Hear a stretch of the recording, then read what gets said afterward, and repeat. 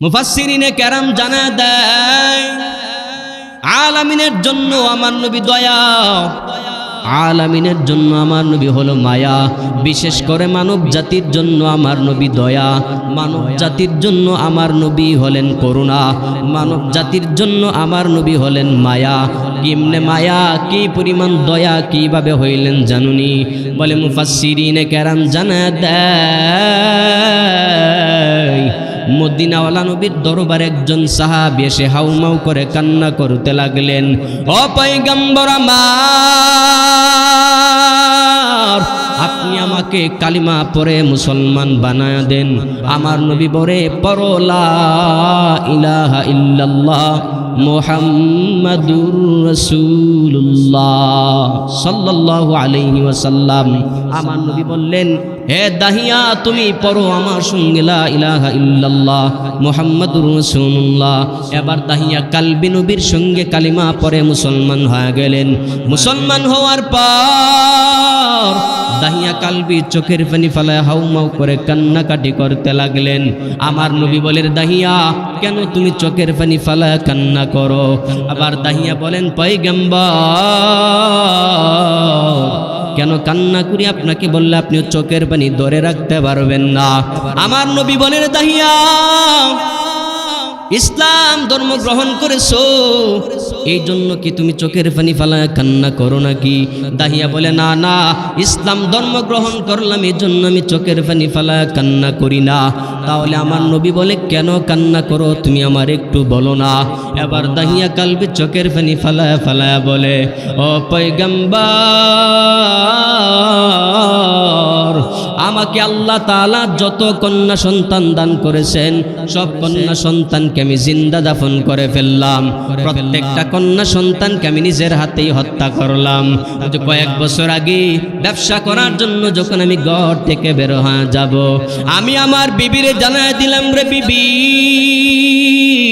তোমার পেটের মধ্যে যে সন্তানটা যদি ছেলে সন্তান হয় বড় করবা, লালন পালন করবা, কোনো অসুবিধা নাই। আর যদি কন্যা সন্তান হয় বড় করবা না, লালন পালন করবা না, ভূমিষ্ঠ হওয়ার পরে গলা টিপে তাকে হত্যা করে ফেলবা, না হয় লবণ খাওয়ায় তারে মেরে ফেলবা, না হয় জিন্দা দাফন করে ফেলবা। হে বিবি আমার, কন্যা সন্তান হলে তাকে জিন্দা দাফন করে দিবি, কন্যা সন্তানকে কোনোভাবেই বাঁচায় রাখা যাবে না। মালাম ইয়ালাম ফাসুবহানাল্লাযী লা ইহসা ইমতিনানুহু বিল লিসানি ওয়ালা বিল কলাম ওয়া আশহাদু আল্লা ইলাহা ইল্লাল্লাহু ওয়াহদাহু লা শারীকা লাহু লা দিদ্দা লাহু ওয়ালা মিসলা লাহু ওয়ালা মাসীলা লাহু ওয়া আশহাদু আন্না সাইয়্যিদানা ওয়া সানাদানা ওয়া হাবিবানা ওয়া হাবিবা রাব্বিনা ওয়া তাবিবানা وطبيب قلوبنا ومولانا محمدا عبده ورسوله أما بعد فأعوذ بالله من الشيطان الرجيم بسم الله الرحمن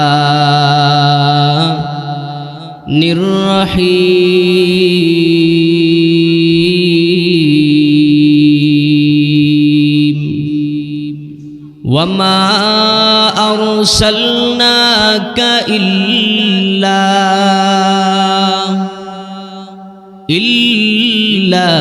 رحمة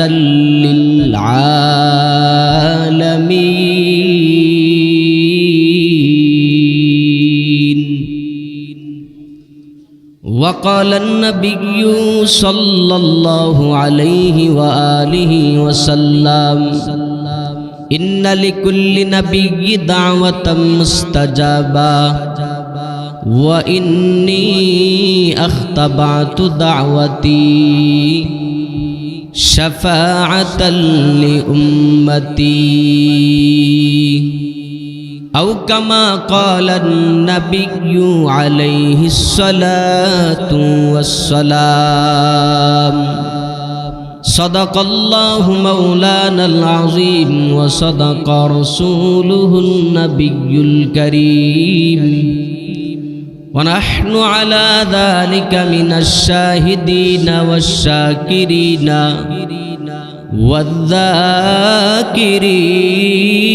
والذاكرين والحمد لله رب العالمين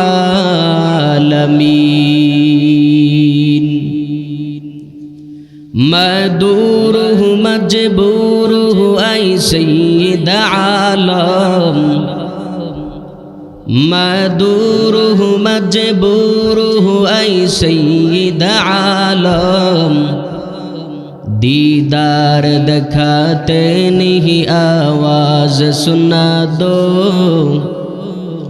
दीदार दिखाते नहीं आवाज सुना दो मैं सूरत यूसुफ को नहीं चाहने वाला मैं सूरत यूसुफ को नहीं चाहने वाला मैं कैस की मानंद नहीं आशिक लैला मैं कैस की मानंद नहीं आशिक लैला अल्हम्दुलिल्लाह नहायत काबिल एहतराम आलमनगर केंद्र जामे मस्जिद কর্তৃক আয়োজিত বার্ষিক ওয়াজ ও দোয়ার মাহফিলের উপস্থিত মুহতারাম সম্মানিত সভাপতি হযরত ওয়াইজিনে কেরাম মহান রবের দরবারে সর্বপ্রথম কৃতজ্ঞতা জ্ঞাপন করছি যে মহান মালিক ফিতনা ফাসাদের সময় দুনিয়াবি সমস্ত প্রকার ফিতনা ফাসাদ থেকে মুক্ত রেখে জান্নাতের বাগান বেহেশতের বাগানে আশার ও বসার তৌফিকটুকু দান করেছেন শুকরিয়া তান দিল থেকে সকলে বলি আলহামদুলিল্লাহ আলহামদুলিল্লাহ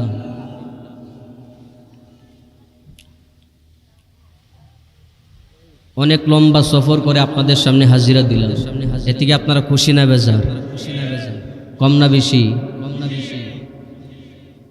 আজকে আছে আগামী কালকে থাকবো ইফেন্ডেল তারপরের দিন পরের বৎসর হয় কি হয় না তার মধ্যে কোনো গ্যারান্টি তাহলে বৎসরে একটা দিনের জন্য কি একটু কষ্ট করতে পারবেন না এখানে আসা এবং বসার মাকসাদ হলো আল্লাহ এবং তার রাসূলকে সন্তুষ্ট করা ঠিক কিনা বলেন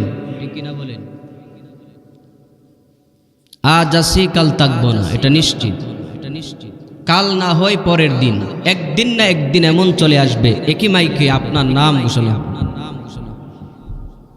যখন ঘোষণা হবে তখন চাইলেও আর আমল করার কোনো সুযোগ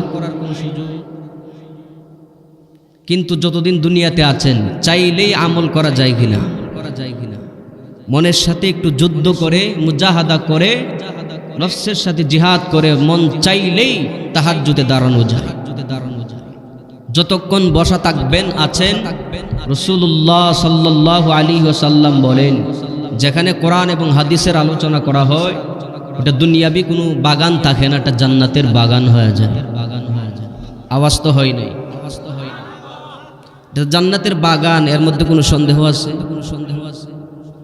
আল্লাহ এবং তার রাসূলের কথা বিশ্বাস করেন কি করেন না কত পারছেন আল্লাহ রাসূল যদি বলেন আমার যে উম্মত দুই ফোঁটা চোখের পানি ফেলে রবের ভয়ে কান্নাকাটি করবে হারামাল্লাহু আলাইহিন নার আল্লাহ তাআলা তার জন্য জাহান্নামের আগুনকে হারাম করে দিবে এই ঘোষণা যদি রাসূল দেয় বিশ্বাস করবেন না অলরেডি রাসূল এই ঘোষণা দিয়েছেন যেই ব্যক্তি রবের ভয়ে চোখের পানি ফালায়া কান্না করবে আল্লাহ তাআলা ওই ব্যক্তিটাকে জাহান্নামের আগুন দিয়া পোড়াবেন তাহলে শেষ পর্যন্ত থাকতে চান তো ইনশাআল্লাহ? আল্লাহ তাআলা আমাদেরকে তৌফিক দান করুন, সকলে বলি আমিন। আপনারা বুঝতেই পারছেন, খুতবা একদম সংক্ষিপ্ত করলাম, তাও আবার শর্টকাট করলাম। সব মিলে অল্প সময় কথা বলবো। বলনেওয়ালা, শ্রবণ করনেওয়ালা, প্রত্যেকটা কথার উপরে আমল করার জন্য তৌফিক দান করো, সকলে বলি আল্লাহুম্মা আমিন। ওয়ামা আরসালনাকা ইল্লা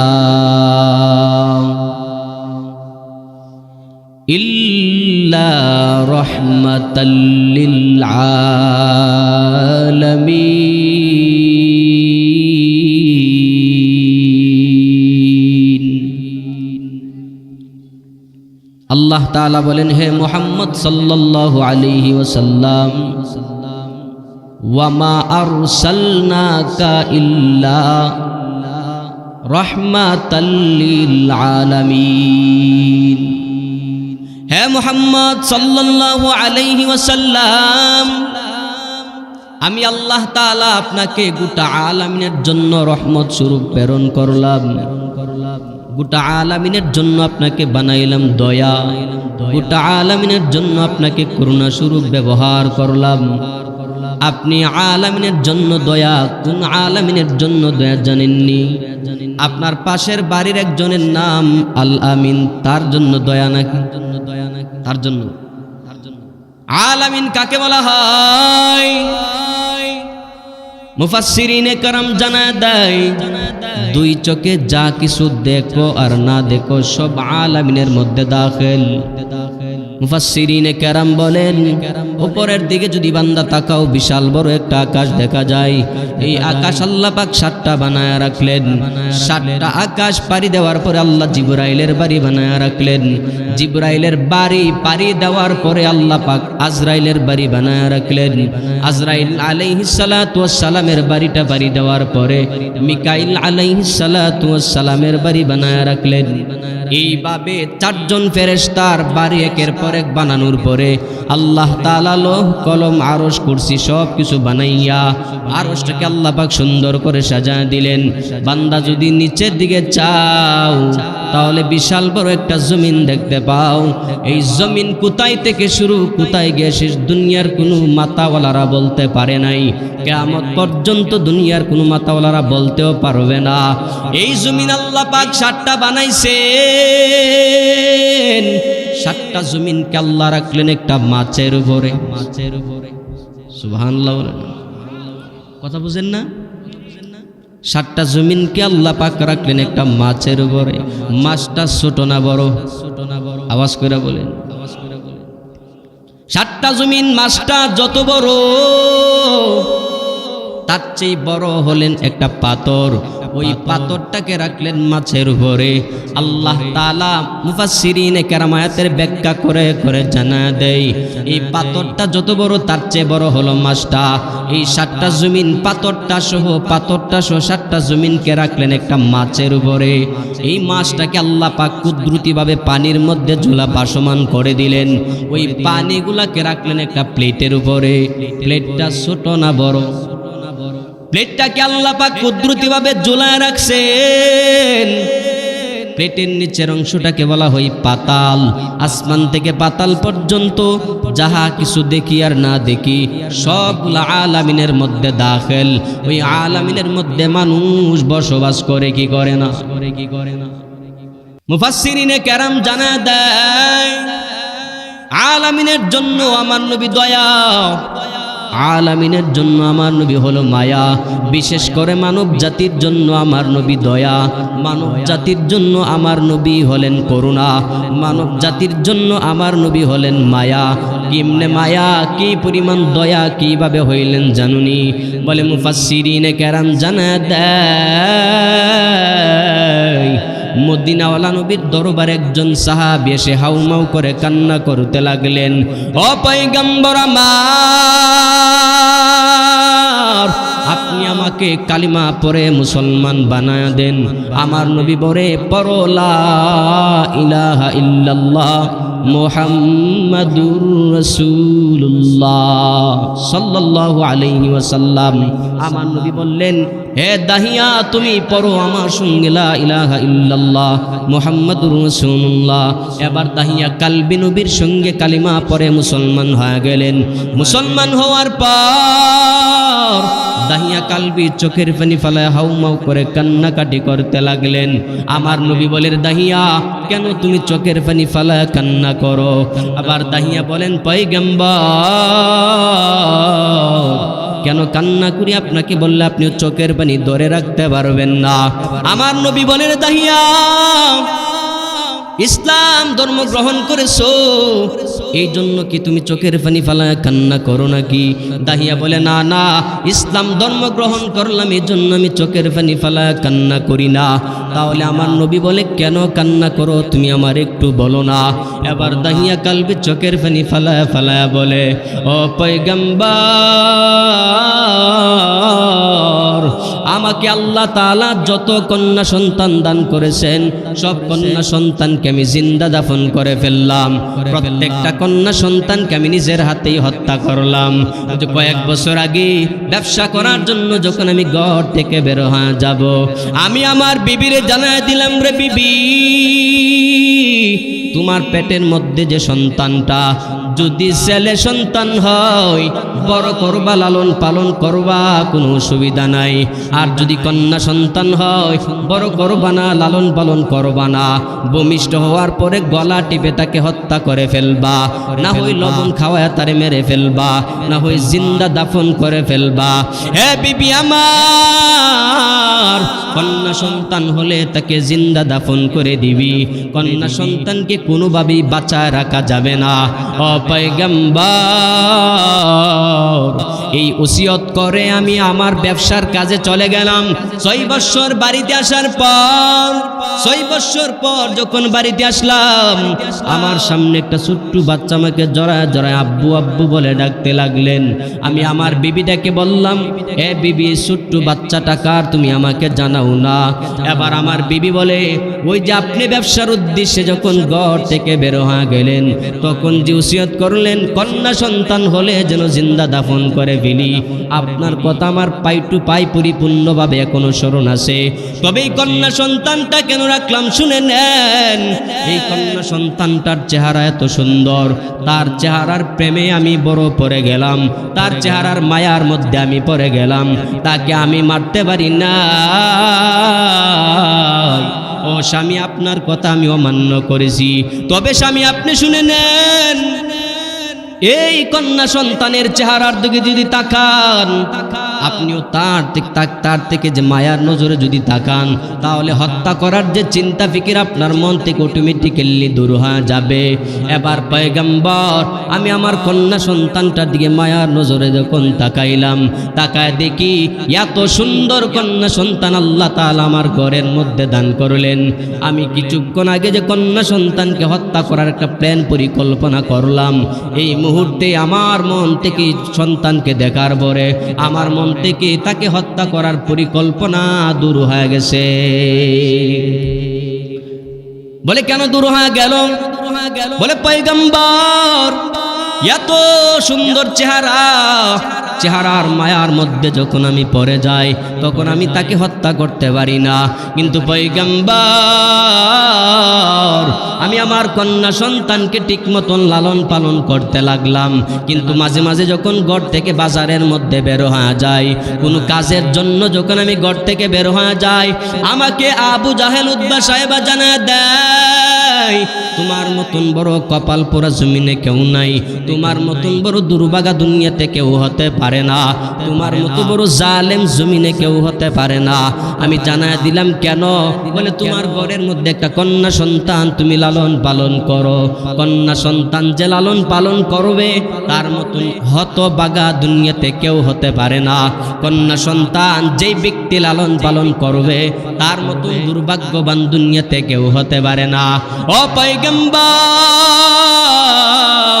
আমি যখন ঘর থেকে বের হইতাম তখন তারা আমার তিরস্কার করতো, মস্কারা করতো, কিন্তু তাদের কথাবার্তা আমি বিন্দু পরিমাণে সহ্য করতে পারি নাই।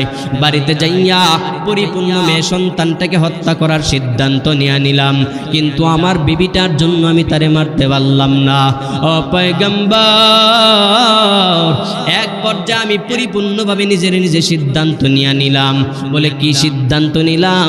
আমি আমার বিবিরে জানায়া দিলাম, বিবিরে এই কন্যা সন্তানটাকে তুমি সুন্দর করে সাজায়া দাও, তাকে তার নানার বাড়িতে নিয়ে যাব, তার নানার বাড়িতে বেড়ানোর জন্য নিয়ে যাব। আমার বিবি খুশি হইয়া কন্যা সন্তানটাকে সুন্দর করে সাজায়া দিতে লাগলেন। আমি কন্যা সন্তানটা নিয়ে রওনা হয়ে গেলাম। আমার কন্যা সন্তানটা নিয়ে যখন নানার বাড়ির দিকে রওনা হয়ে গেলাম, কিন্তু কন্যা সন্তানটা মাঝে মাঝে বলে, বাবা তুমি যেই রাস্তা দিয়া যাও এই রাস্তা আমার নানার বাড়ির রাস্তা না, আমার নানার বাড়ির রাস্তা ভিন্ন রাস্তা। ও বাবা আমার, আপনার উদ্দেশ্য মনে হয় ভালো না। আমার মন বলে আপনার উদ্দেশ্য পরিবর্তন হয়ে গেল, কারণ আমি আমার মার মুখ থেকে এমন অনেক ঘটনা শুনলাম।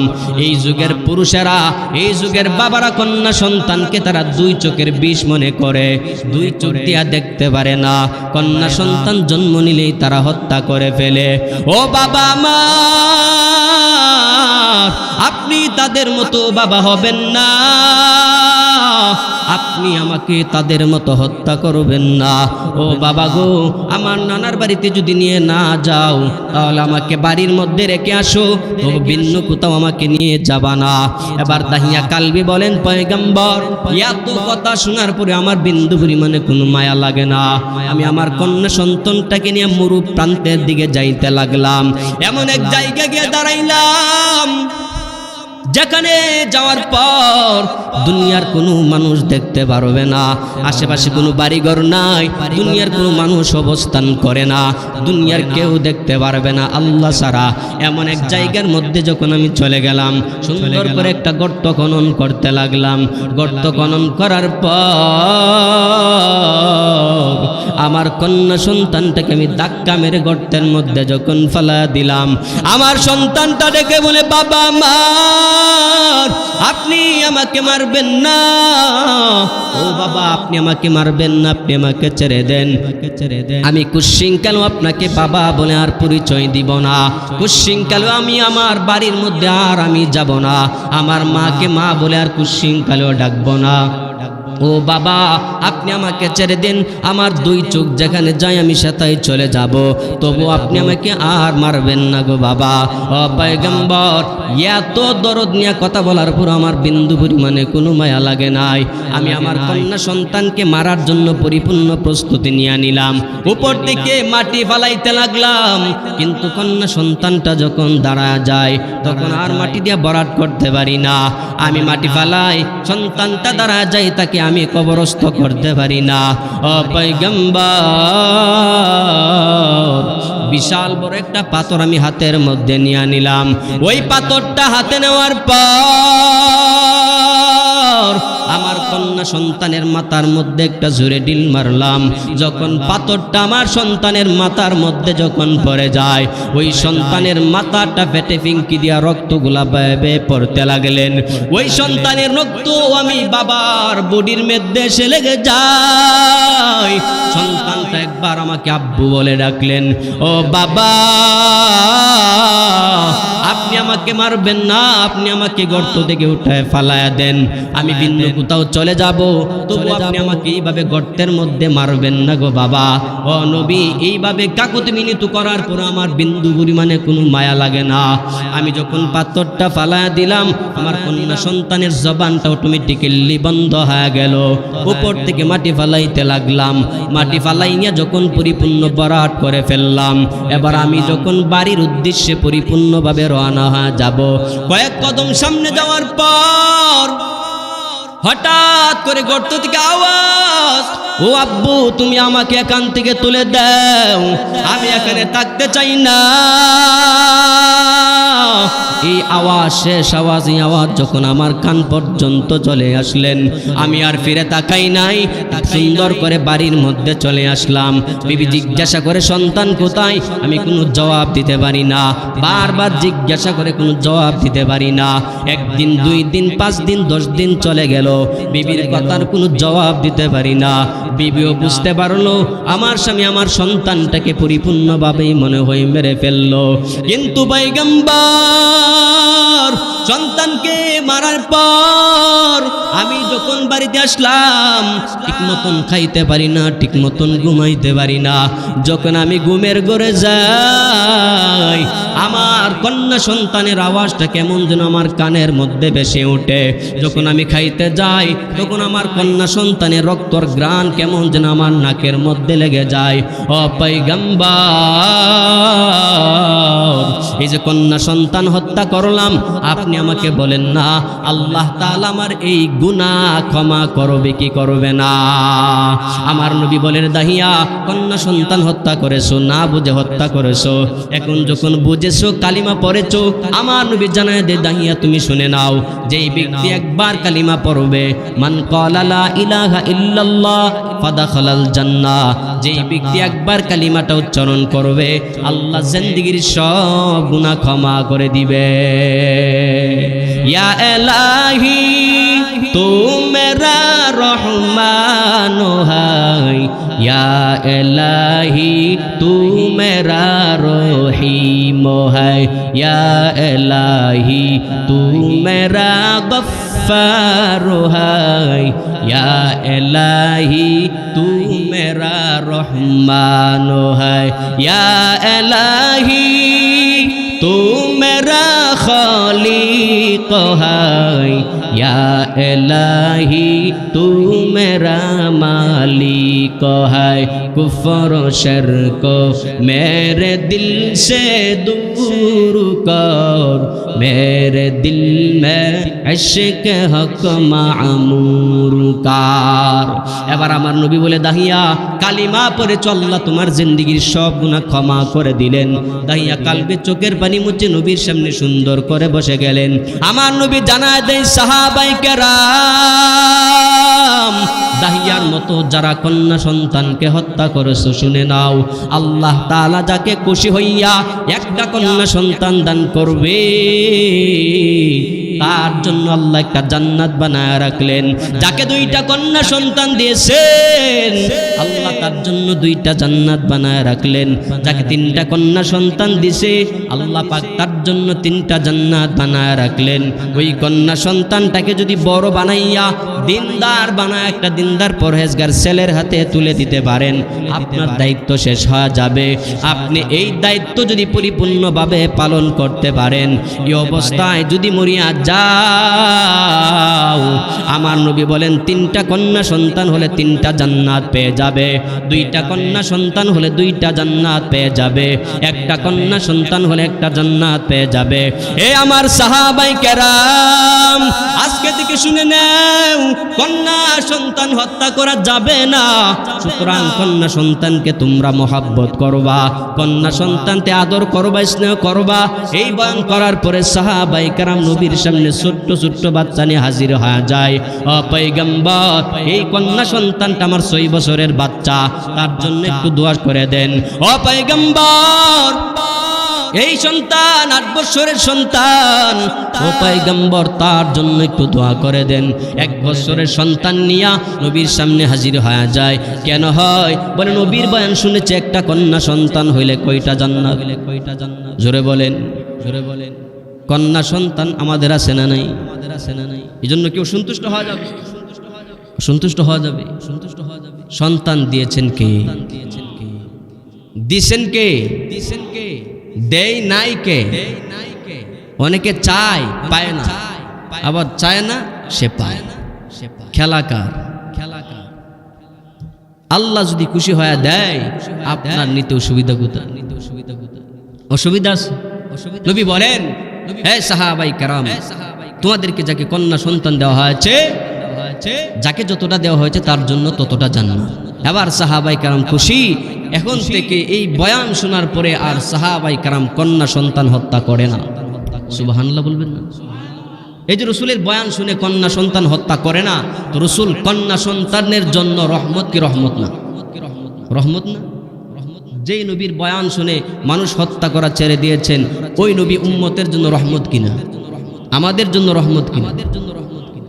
নবী আমার বলেন, সাহাবায়ে কেরাম, তোমরা তোমাদের মাকে সম্মান করো না, কিন্তু শুনে নাও, আল জান্নাতু তাহতা আকদামিল উম্মাহাত, মার পায়ের নিচে সন্তানের জান্নাত। হে সাহাবায়ে কেরাম, মা যারা পাইছো ওই মার কাছ থেকে একটু দোয়া নেও, বাবার কাছ থেকে তুমি একটু দোয়া নেও, মা বাবার কাছ থেকে একটু দোয়া নিয়ে সকালবেলা ঘর থেকে বের হওয়া যাবে। নবী আমার বয়ান করে মা বাবার সম্মান বাড়ায় দিলেন, বাবার সম্মান বাড়ায় দিলেন, বোনের সম্মান বাড়ায় দিলেন, স্ত্রীর কাছে স্বামীর সম্মান নবী আমার বয়ান করে বাড়ায় দিলেন, স্বামীর কাছে স্ত্রীর সম্মান নবী আমার বাড়ায় দিলেন। নবী আমার দুনিয়াতে মানব জাতির জন্য দয়া মায়া, নবী আমার উম্মতের জন্য কি পরিমাণে মায়া, জীবনভর নবী মার খাইলেন উম্মতের জন্য। নবী আমার দুনিয়া থেকে যখন চলে যাবে, আজরাইল আলাইহিস সালাম আমার নবীর কাছে যখন জান কবজ করার জন্য চলে আসলেন, এবার আমার নবী বলে, হে আজরাইল, আমি হুকুম দিলেই তুমি আমার জানটা কবজ করে নিয়ে যাবে, আমি আল্লাহর সঙ্গে মুলাকাত করার ব্যবস্থা হয়ে যাবে। তবে আজরাইল শুনে নাও, অনুমতি দিলে জান কবজ করতে দেরি হবে না। তবে শুনে নাও, আমি যখন দুনিয়া ছেড়ে চলে যাব, আমি যখন রবের সাক্ষাতে চলে যাব, রবের মুলাকাতে চলে যাব, ও আজরাইল আমার উম্মতেরা কিয়ামত পর্যন্ত দুনিয়াতে আসতে থাকবে। ও আজরাইল, এই উম্মতের কি অবস্থা হবে তুমি আমারে বলো না। ও আজরাইল, আমার ভাই জিবরাইল কোথায়? জিবরাইলকে একটু তলব করো। আইনা ফি জিবরাইল, জিবরাইল ফিস সামাইল উলা। আজরাইল বলেন, জিবরাইল প্রথম আকাশের মধ্যেই তো আছে। জিবরাইল নবীর সামনে হাজির। আমার নবী বলে, জিবরাইল, আজরাইল সামনে এসেছে জান কবজ করার জন্য। এ জিবরাইল, তুমি আমার একটু বলো না, আমি যখন দুনিয়া ছেড়ে চলে যাব, আমার উম্মতের জিম্মাদারি কে নেবে? এবার আজ জিবরাইল আল্লাহর দরবারে চলে গেলেন।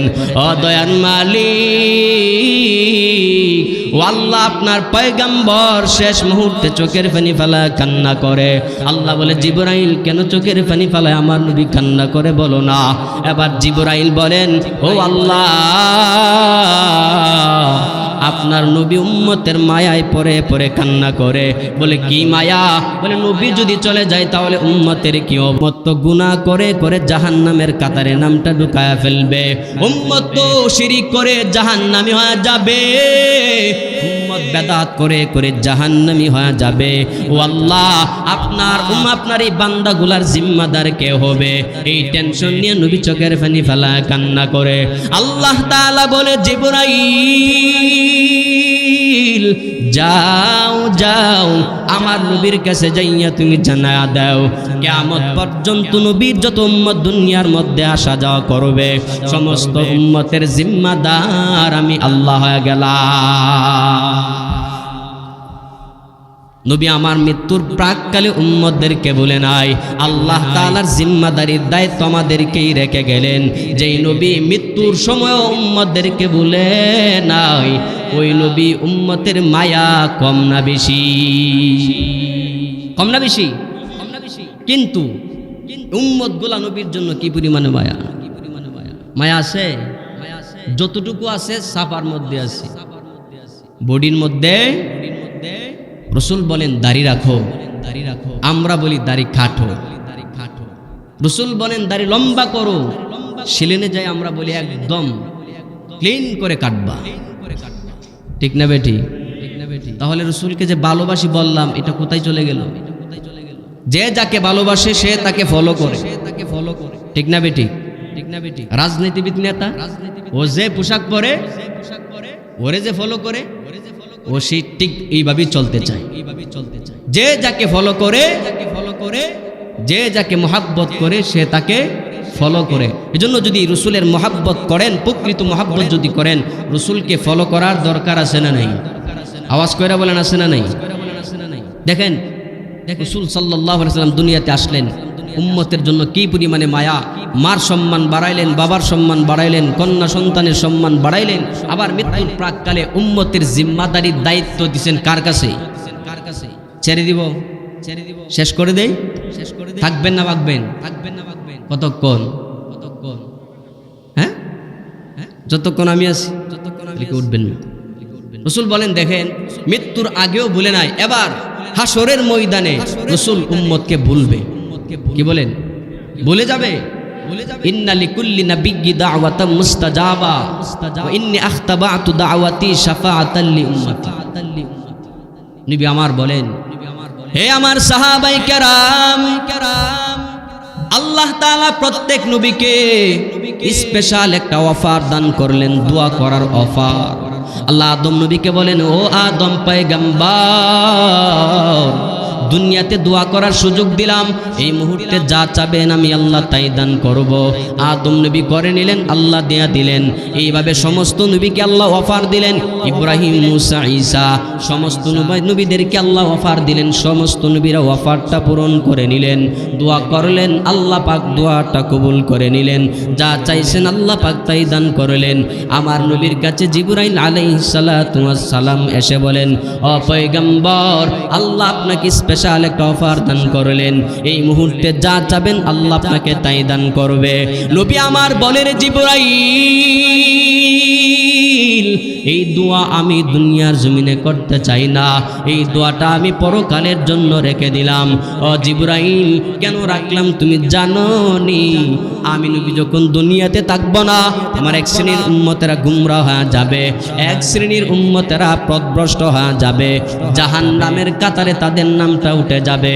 হাসরের ময়দান যখন কায়েম হয়ে যাবে, তখন আমি নবী সুপারিশ করে করে তাদেরকে জান্নাতে নেওয়ার দায়িত্ব নিয়ে নিলাম। আমি হাসরের কঠিন ময়দানে উম্মতের জন্য সুপারিশ করার জন্য দোয়াটা রেখে দিলাম। আমার নবী কঠিন ময়দানে সুপারিশ করার জন্য দোয়াটা রেখে নিলেন। এবার আমার নবী হাসরের ময়দানটা যখন কায়েম হয়ে যাবে, আল্লাহ তাআলা দেখবেন সমস্ত মানুষগুলো হাসরের ময়দানের মধ্যে দাঁড়া আছে। মানুষের মাথার গাম বেয়ে বেয়ে জমিনের মধ্যে পড়তে থাকবে। মাথার গাম পরে কারো জন্য আঁটু পানি হয়ে যাবে, কারো জন্য কোমর পানি হয়ে যাবে, কারো জন্য সাঁতার পানি হয়ে যাবে। সূর্যটা মাথার অর্ধ হাত উপরে চলে আসবে। গরম কম লাগবে না বেশি লাগবে?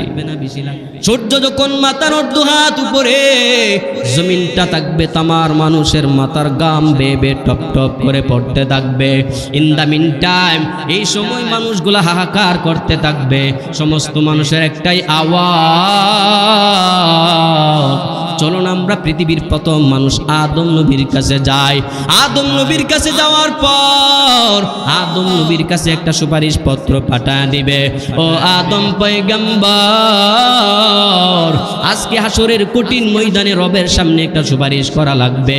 কি সুপারিশ করবেন? বলে হাসরের কঠিন ময়দানে আর দাঁড়ায় থাকতে পারবো না। আল্লাহ তাআলা দুইটা ফায়সালার যে কোনো একটা ফায়সালা শোনায়া দেওয়া লাগবে। বলে কি শুনতে চাও? যারা জান্নাতি তারা জান্নাতের মালিক বানায় দিবে, আর যারা জাহান্নামী তাদেরকে জাহান্নামে পাঠায় দিবে। ও আদম পয়গম্বর, আর এখানে দাঁড়ায় থাকা যাবে না, আপনি রবের সামনে একটু সুপারিশ করেন। আদম নবী বলবে, না না, আমার পক্ষে সম্ভব হবে না। কেন হবে না? ওয়ালা তাকরাবা হাদিহিস শাজারাতা ফাতাকুনা মিনাজ জালিমিন। আদম নবী বলবে, আল্লাহ পাক আমাকে জান্নাতের মালিক বানাইছেন। জান্নাতে যাওয়ার পর আল্লাহ নিষেধ করলেন গাছের ধারে কাছে যাওয়া যাবে না। আমি গাছের ধারে কাছে গেলাম, ফল খাওয়ার পরে দুনিয়াতে চলে আসলাম। আল্লাহ রাগান্বিত হইয়া দুনিয়াতে পাঠায়া দিলেন। আল্লাহ তাআলা যদি বলে, হে আদম পয়গম্বর, তুমি তোমার উম্মতের সুপারিশ করবা পরে, তুমি তোমার বান্দাদের, তুমি তোমার উম্মতের সুপারিশ পরে করবা, আগে আমি রবের প্রশ্নের জবাব দাও। বলে কি প্রশ্ন? আল্লাহ যদি জিজ্ঞাসা করে, নিষিদ্ধ গাছের ফল খাইতে নিষেধ করেছিলাম, গাছের ধারে কাছে যাইতে নিষেধ করলাম, তুমি কেন গাছের কাছে গেলা? কেন তুমি গাছের ফল খাইলা? কেন তুমি জান্নাত থেকে দুনিয়াতে আসলা? এই প্রশ্নের জবাব আগে দিবা।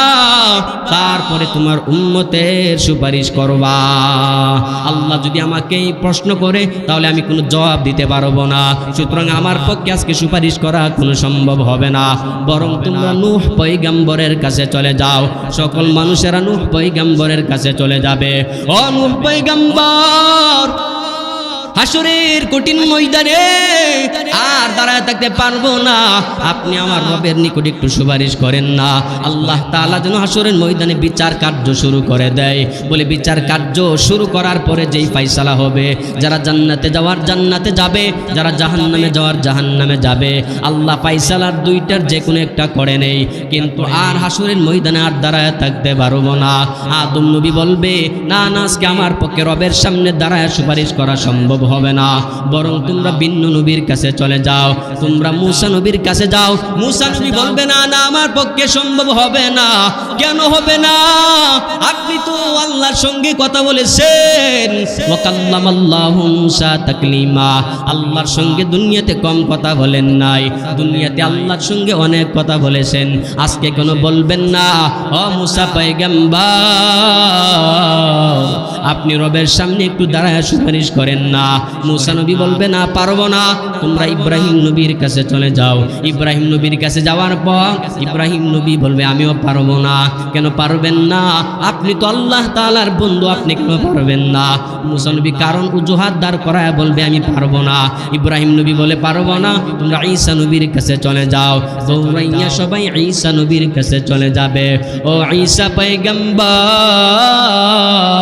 আজকে হাসরের কঠিন ময়দানে রবের সামনে দাঁড়ায় একটু সুপারিশ করেন না। আল্লাহ যেন আমাদেরকে জান্নাতে, যারা তাদেরকে জান্নাতে ঢুকায়া দেয়, যারা জাহান্নামে তাদেরকে জাহান্নামে ঢুকায়া দেয়। এই হাসরের ময়দানে আর দাঁড়ায় থাকতে পারবো না। ও পয়গম্বর, একটু সুপারিশ করেন না। ঈসা নবী বলবে, আমার পক্ষে সম্ভব হবে না। তবে তোমরা শুনে নাও, এমন একজন নবীর সন্ধান আমি দিতে পারবো। ওই নবীর কাছে যদি যাও তাহলে দুনিয়ার কেউ তারে ফিরাইয়া দিতে পারবে না, আল্লাহ তাকে ফিরাইয়া দিতে পারবে না। বলে, কার কাছে যাব? মুহাম্মদ সাল্লাল্লাহু আলাইহি সাল্লামের কাছে যাও। মুহাম্মদ হামদু হামদু খুদা বস, খুদা হামদ মুহাম্মদ মুস্তফা বস, রব্বিয়ত খুদা কি হ্যায় জাহাঁ তক, নবুয়ত মুস্তফা কি হ্যায় ওয়াহা তক। আমার নবী বলবেন, হে আমার উম্মতের একটু সুযোগ দাও। উম্মতের কাছে একটু সুযোগ নিবে। এই সুযোগে নবী আমার মাকামে মাহমুদের মধ্যে চলে যাবে। মাকামে মাহমুদের মধ্যে যাইয়া এত লম্বা একটা সেজদার মধ্যে নবী আমার পরে যাবে। লম্বা সেজদার মধ্যে পরে পরে নবী আমার চোখের পানি ফালায় কান্নাকাটি করবে আর রবের প্রশংসা করতে থাকবে। আল্লাহ তাআলা বলেন, ও পয়গম্বর, দুনিয়াতে আপনি উম্মতের জন্য কম কান্না করেন নাই, ইসলামের জন্য কত কান্না করেছেন।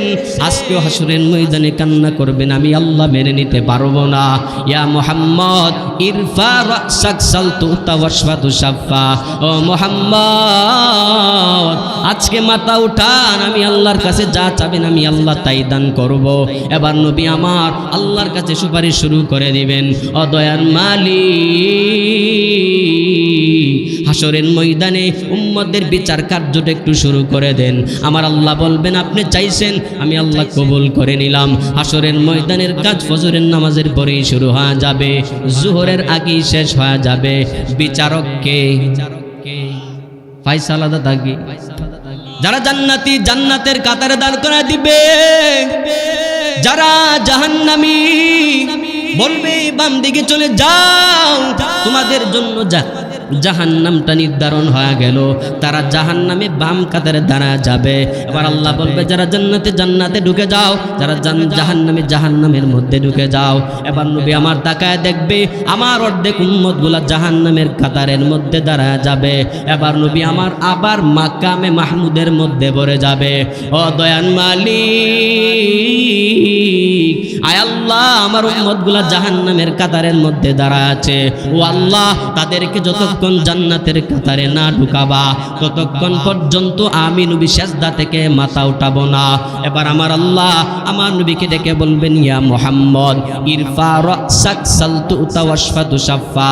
ও মুহাম্মদ মাথা উঠান, যা চাবেন আমি আল্লাহ আপনাকে এই মুহূর্তে তাই দান করব। এবার নবী আমার নাম ধরে ধরে বলবে, অমুককে জান্নাতের কাতারে দিয়ে দাও, অমুককে জান্নাতের কাতারে দিয়ে যাও, তাকে জান্নাতে ঢুকায় দাও। আমার নবী সুপারিশ করতে দেরি হবে, আল্লাহ কবুল করতে দেরি হবে না। নবীর শাফাত যদি পেতে চান দাড়ি লাগবে কি লাগবে না? কথার কথা বলি, আপনারও দাড়ি নাই, হিন্দু লোকটার দাড়ি নাই, দুনিয়াতে চেনার কোনো উপায় নাই, হাসরের ময়দানে কে কাকে চিনবে? ঠিক কিনা বলেন? ঠিক কিনা বলেন? শুধুমাত্র দাড়ি সুন্নত, আর সুন্নত নাই।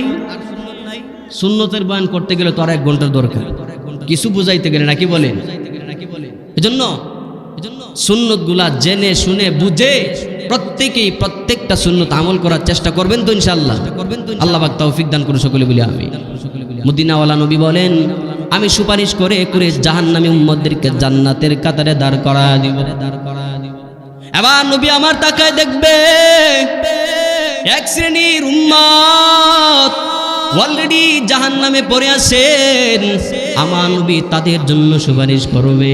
আমার নবী আবার মাকামে মাহমুদে লম্বা সেজদার মধ্যে পড়ে যাবে, ও দয়ার মালিক, আয় আল্লাহ আমার এক শ্রেণীর উম্মত অলরেডি জাহান্নামের মধ্যে পড়ে আছে, আল্লাহ গো যতক্ষণ পর্যন্ত জাহান্নাম থেকে বের করে জান্নাতের মধ্যে না ঢুকাবা ততক্ষণ আমি মুহাম্মদ মাথা উঠাতে পারবো না, আমি নবী ততক্ষণ পর্যন্ত কান্না বন্ধ করব না।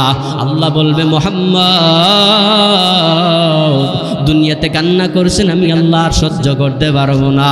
ও মুহাম্মদ আপনার সুপারিশের বদলতে এই জাহান্নামী উম্মতদেরকে বের করে জাহান্নাম থেকে বের করে আমি আল্লাহ দয়ে মুছে পরিষ্কার করে প্রত্যেককে জান্নাতের মেহমান বানায় দিলাম।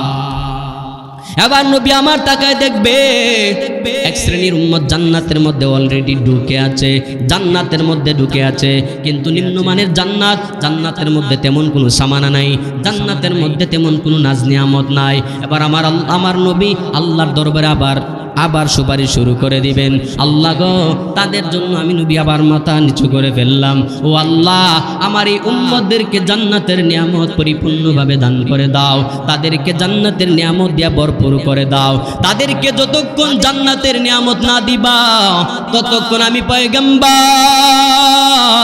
আপনার কুদরতি পা থেকে মাথা উঠাইতে পারবো না। এবার আমার আল্লাহ এই জান্নাতীদেরকে জান্নাতের নিয়ামত পরিপূর্ণ করে দেওয়ার পরে আমার নবী তাকায় দেখবে, জান্নাতীদেরকে জান্নাতের নিয়ামত দ্বারা পরিপূর্ণ করে দেওয়া হলো, জান্নাতের নিয়ামত দ্বারা জান্নাতটাকে পরিপূর্ণভাবে ভরপুর করে দেওয়া হলো। এবার আমার নবী সেজদা থেকে মাথা উঠাবে আর আমার নবী রবের দরবারে শুকরিয়া আদায় করবে। সর্বশেষ সুপারিশ, নবী আমার তাকায় দেখবেন সমস্ত নবীরা জান্নাতের গেইটে হাজির। আদম নবী জান্নাতের গেইটে দাঁড়া যাবে, আদম নবী বলবে, জান্নাতের দারওয়ান জান্নাতের গেট খুলে দাও। এবার জান্নাতের দারওয়ান বলবে, না না গেট খোলা হবে না, অন্য নবী চলে আসবে। কিন্তু অন্য নবী আসার পরেও জান্নাতের গেট খোলার জন্য বলবে, কিন্তু জান্নাতের দরওয়াজা খোলা হবে না। একভাবে আসতেই থাকবে, কিন্তু জান্নাতের দরওয়াজা খোলা হবে না।